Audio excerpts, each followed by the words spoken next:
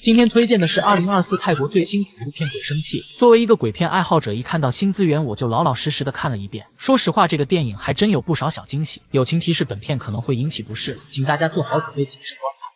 故事发生在1972年的一个偏远村庄，一对夫妻正在浇菜时，突然听到女儿的急促叫喊声，两人察觉不妙，急忙向家中跑去，不料邪祟早已钻进了女孩的身体，她不停发出粗狂魔音，时时挑衅，女孩痛苦的大声嘶吼，然而声音越大，邪祟就越猖狂，最后竟直接将女孩的肚皮撑爆，就这样女孩头一歪，彻底断气。很快这件离奇惨案就传遍了大街小巷，为了保护家人免受邪祟的侵害，正在服兵役的大男孩亚克也从千里之外赶回了老家。亚克在家排行老大，下面有2个弟弟和3个妹妹，他们分别叫老2、老3、老4、老5、老6。家人看到亚克兴奋不已，母亲也准备了一桌子好菜欢迎儿子回家，但却没有一个人知道他此行的真实目的。这天3姐妹像往常一样去上学，在经过一棵古树时，老6却突然停了下来，看着前方的古老鬼龛。老4以为妹妹看到了异物，急忙上前询问，可老6却一声不吭的直接走开了。或许他真看到了什么不干净的东西。对此老4一脸懵逼，但他也没太当回事，拉着老5就直奔学校而去。很快就到了放学时间，老4打扫卫生时突然听到身后传来响动，他慢慢的转头看去，原来是老5来到了教室。然而老4却一脸紧张，因为这个座位就是那个离奇死去的女孩的座位，桌堂里还收藏着很多恐怖女人的素描像。老4担心妹妹沾染污秽，拉着她就跑出了教室。没想到在回家的路上，那个恐怖女人却真的出现在眼前，她站在古树下死死盯着3姐妹。3人害怕不已，一口气跑回了家。也就是从这天开始，老5性情大变，不是在半夜偷吃生肉，就是对着姐姐妹妹大呼小叫，甚至还命令老6干这干那。老6年纪小，自然不敢反抗，可姐姐老4才不允许他窝里横。母亲听到争吵声，急忙过来劝架，没想到老5却秒变小绵羊，颠倒是非，还将所有责任推到姐姐身上。母亲看着生病的2女儿，也不管青红皂白，直接就将大女儿一顿训。大女儿一脸委屈，便来到外面缓解心情。不多时，老6就跟了过来。原来他早就发现了老5的不正常，因为最近每到午夜时分，老6总能看到老5一脸邪恶的盯着自己，好似被鬼附身一样。说着，妹妹就画出了他的凶狠模样，而这正好与那天看到的恐怖画像相符。老4看后急忙夺过木棍，还安慰老6让他今晚和自己一起睡。事后老4找到母亲，说老5时好时坏，好似变了一个人，可母亲却不以为然，只当是2女儿身体不适造成的喜怒无常。说完便和丈夫开车离开了家。亚克想到父母晚上不在家，便将老2、老3、老4召集到一起，谈论起了老5的情况。老4表示晚上他总能在家门外听到一个女人的奇怪声音，他觉得这可能和妹妹的病情有关。于是当晚3兄弟就趁着妹妹睡着之际，偷偷来到了家门口，等待恐怖现身。然而老2和老3却跟死猪一样睡了过去。亚克不自觉地看向远方，却发现房前的吊灯无风自动，同时灯光也诡异的忽明忽暗。就在这时，老5又从身后现身，亚克见状大声呼喊，可对方却好像听不见一样，径直就从后门溜了出去。亚克赶紧上前去追，结果却被魔音麻醉的浑身无力。为了让自己保持清醒，他便将手掌置于火烛上方烧烤。与此同时，老4也看到了妹妹的诡异行为，就在他准备下床时，却同样遭到了魔音的催眠术，但他还是努力咬住手指，使自己保持清醒。随着老5的越走越远，那个声音也渐渐消失，同时亚克和老4也全都摆脱了迷糊状态。亚克叫醒老2和老3后，便开始四处寻找老5，没想到一个长发女人却出现在眼前。亚克赶紧举枪射击，不料女人却瞬间消失。亚克以为女人掳走了妹妹，便开始大声叫嚣。很快他们就在一片竹子前看到了妹妹的影子，可对方却显得很是邪恶。随着身体的慢慢转动，老5瘫倒在地，下一秒那个长发女人就再次现身。亚克见人就打，可打了好几发子弹也没命中目标。这时清醒后的老4也闻声跑了出来，却正好与那个女人四目相对。亚克再次扣动扳机，结果还是白白浪费了一颗子弹。原来这个女人就是个女鬼的存在，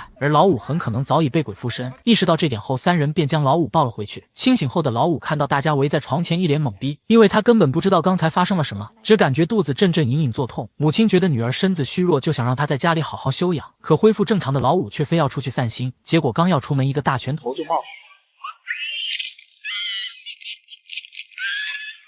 女孩被按倒在地，毫无还手之力。很快，一颗大牙就被老太拔了下来。老太一脸得意的享受胜利时刻，还将牙齿放进嘴里收藏了起来。母亲看到这一幕，当场气炸，直接就将老太赶了出去。因为担心老太再来闹事，女人便将家门反锁了起来。另一边，亚克在亲眼目睹了妹妹昨晚的反常行为后，便第一时间将大师请到了家中。对方看到家门紧闭，一脸疑惑，通过询问得知，原来是老5遭遇了疯老太的恐怖袭击。大师一听此话，直接就来到了老5房间。此时的老5再次变成邪恶面孔，不仅往大师脸上随地吐痰，甚至还威胁大师少多管闲事，不然自己就会让他死无葬身之地。大师以为是刚才的疯老太霸占了女孩身体，就呵斥老太赶快离开。可老5却一脸嘲讽地说大师是个瞎子，因为疯老太根本就没自己的这2把刷子。说完就倒头头睡了过去。这时大师也意识到了问题所在，原来附身在老五身上的恶鬼并非疯老太，而是寄居在疯老太身上的怨灵。因为疯老太最近正在召唤鬼魂修炼黑魔法，没想到却被鬼魂附身后变成了傀儡祭主，所以现在想要驱除老五身上的怨灵，就必须从疯老太入手。于是亚克便和大师来到了疯老太家。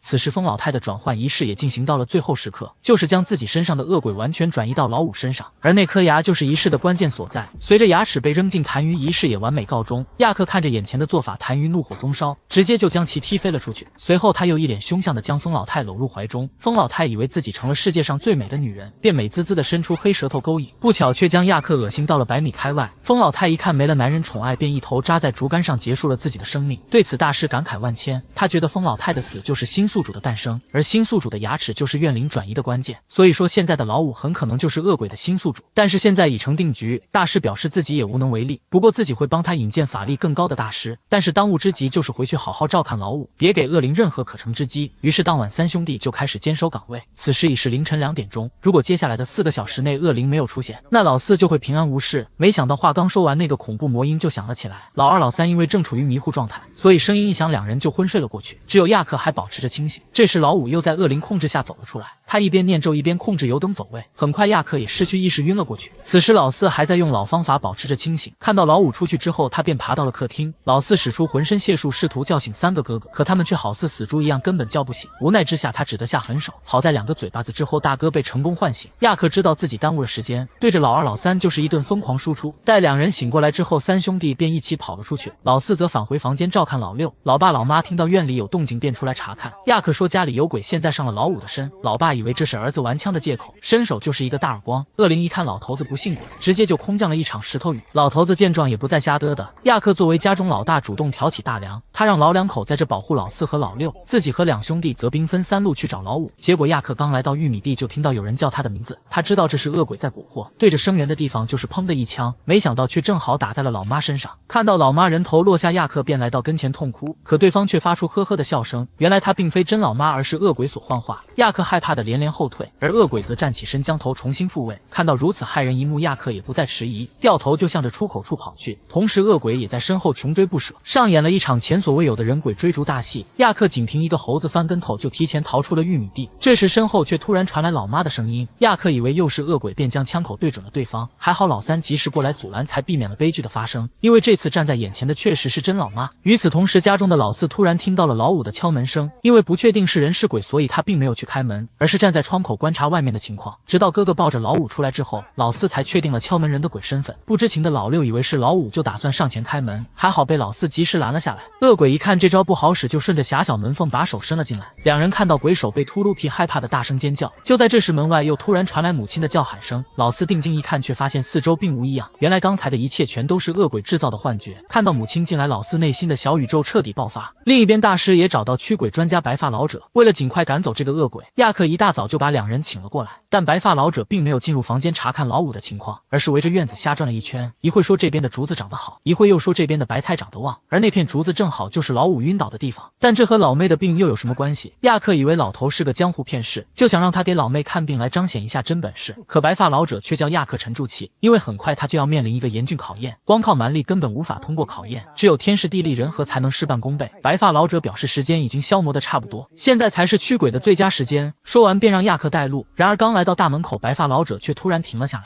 因为他要在门头上画个符咒拦截恶鬼。完事后，白发老者才放心地走了进去。他并没有直接开坛做法，而是和恶鬼展开了面对面谈判，希望对方尽快离开，以免大动干戈。但恶鬼并不吃这一套，而是用老五的声音祈求老妈赶走这个糟老头。好在老妈并没有上当受骗。恶鬼一看奸计不成，便露出了凶狠表情。白发老者也不想再多费口舌，直接就用大拇指按住了老五的脑门。恶鬼担心小命玩完又故技重施，再次向老妈发出求救信号。只见老妈身体一抖擞，就魔怔地冲了上去。亚克试图阻拦，结果却收获一个响亮耳光。老妈推开白发老者，来到女儿身边实施保护。就这样，驱鬼仪式被迫中断。老爸见此情景大发雷霆，便拿来祖传戒尺想要教训一下这对母女，没想到反被恶鬼推倒在地。看到恶鬼如此强大，白发老者好似想到了什么，便走了出去。恶鬼一看克星离开原形毕露，推开老妈就倒头睡了过去。此时白发老者也带着众人来到了那片竹子前，因为白天是恶鬼力量最薄弱的时间，所以很容易就能将他赶走。但刚才的做法显然对他没有任何伤害，那就说明这附近肯定有恶鬼的能量源，而这个能量源就是这片竹子，所以现在必须将这些竹子全部砍掉。但这些竹子是老爸的最爱，三兄弟当然不敢随意破坏，可现在不砍掉这些竹子的话，老五的小命就会不保。于是三人便擅作主张收割竹子。老爸看到三个儿子砍自己的宝贝，以为他们被白发老者蛊惑成了疯子，就想让白发老者赶紧滚蛋。没想到白发老者听后却是一脸不屑，他没有一走了之，也没有大声谩骂，而是津津有味地讲起了自己的所见所感。在白发老者看来，老爸是个相当严格的好父亲，但他却不相信男人平日里会对家人下狠手，所以通过他刚才暴打家人的行为，就能看出老爸是被恶鬼蛊惑了心智，而他妻子的护犊子行为也同样出于此，所以必须尽快驱除恶鬼，否则一家人都会遭殃。而驱除恶鬼的有效办法就是断了他的后路，而这片竹子就是恶鬼补充能量的秘密基地。亚克看到老爸半信半疑，急忙上前劝说，最终老爸被成功说服，随着竹子一颗颗倒下，大量新鲜内脏也暴露了出来。白发老者表示这就是恶鬼阴魂不散的能量源，现在必须马上烧掉。就在大家准备行动时，感应到危险的恶鬼却跑了出来，在白发老者的指挥下，众人七手八脚直接就将他按倒在地。亚克则趁机点火烤肉，随着生肉慢慢变熟，白发老者也将法器插进了土地之中，就此恶鬼的能量源也彻底销毁。但是现在老五身体虚弱，需要马上去医院打点滴，于是一行人就兵分两路开始行动。老爸和老二在家里边照看老六，其他人则一起护送老五去医院。原来这个恶鬼并非普通女鬼，而是修行了几百年的超级恶鬼。他之所以挑选老五为附身对象，是因为老五是从鬼门关活过来的人，这种体质对恶鬼来说是百年难遇的优秀宿主，所以为了占据这个优秀宿主，他肯定会在中途作妖，阻止老五安全就医。现在正值晚上，恶鬼的能力也会莫名增强。白发老者告诉亚克一定要信念坚定，结果话刚说完，其他人就全都凭空消失。亚克知道这是恶鬼制造的幻觉，便一门心思地专注开车。随后恶鬼又制造了多种幻想，不管是龇牙咧嘴的女鬼群，还是面无表情的家人们，亚克都靠着坚定信念通过层层关卡。恶鬼见这招没有效果，便恢复现状。随着所有人的重现眼前，那个瘆人的魔音也再度响起，原来是恶鬼又附到老五身上，他想通过念咒让大伙都进入睡眠状态。白发老者发现情况不对，就想做法镇压一下，结果手刚伸出来就被老五一口咬断。现在其他人也都睡了过去，只有亚克还在睡与醒之间痛苦挣扎。恶鬼趁机抢过方向盘，直接就将车撞在了大树杈上，导致白发老者当场死亡。随后恶鬼又把其他4人拖下车，因为他要和亚克玩个游戏，就是用枪里4发子弹决定5个人的死活。恶鬼见大师醒了过来，上去就是一枪。这时老四又醒了过来，亚克担心老妹被杀，一边和恶鬼讨价还价，一边暗示老妹把法器扔过来。就在恶鬼准备开枪时，却被亚克的灵巧走位成功躲闪。这时老妹也把法器扔了过来，